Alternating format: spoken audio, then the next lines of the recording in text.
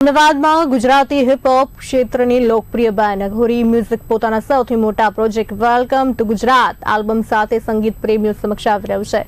14 ગીતો ધરાવતા આલ્બમમાં ગુજરાતી સંસ્કૃતિ, લોક સંગીત અને આધુનિક હિપહોપનો અનોખો સમન્વય જોવા મળશે। ઇન્ડસ્ટ્રીમાં 10 વર્ષ પૂર્ણ કરનાર બેન્ડ આ પ્રસંગે પોતાની પ્રથમ વર્લ્ડ ટૂરની પણ જાહેરાત કરશે। વેલકમ ટુ ગુજરાત દ્વારા ગુજરાતી સંસ્કૃતિને વૈશ્વિક મંચ પર નવી ઓળખ અપાવવાનો પ્રયાસ કરવામાં આવ્યો છે। જય માતાજી। અમે છે ઘોરી મ્યુઝિક અને અમે 14 ગીતોનું ગુજરાતને આવકારતું, આખા દુનિયાને આવકારતું એક આલ્બમ લઈને આવ્યા છે, જેનું નામ છે વેલકમ ટુ ગુજરાત।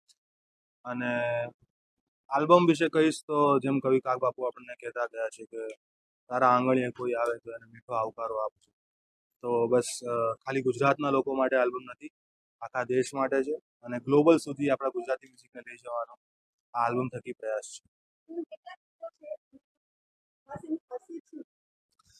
આલ્બમમાં ટોટલ 14 ગીતો છે અને ખાસિયત કહી શકાય કે દરેક ગીતની પોતાની એક આગવી ઓળખ છે, અલગ સંગીત છે અને અલગ સ્ટોરી છે।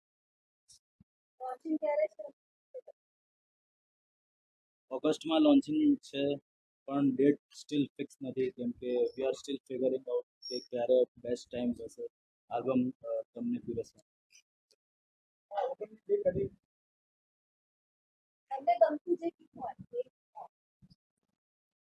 સાથે હોય કૃષ્ણ પછી શેનો પ્રશ્ન શેઠ, સાંભળ્યો લાગે સ્વીટ, બેઠો છે વ્રજમાં ને દરિયાની વચમાં, હોનાની નગરી નો માલિક। સાથે હોય કૃષ્ણ પછી શેનો પ્રશ્ન શેઠ, સાંભળ્યો લાગે સ્વીટ, બેઠો છે વ્રજમાં ને દરિયાની વચમાં, હોનાની નગરી નો માલિક।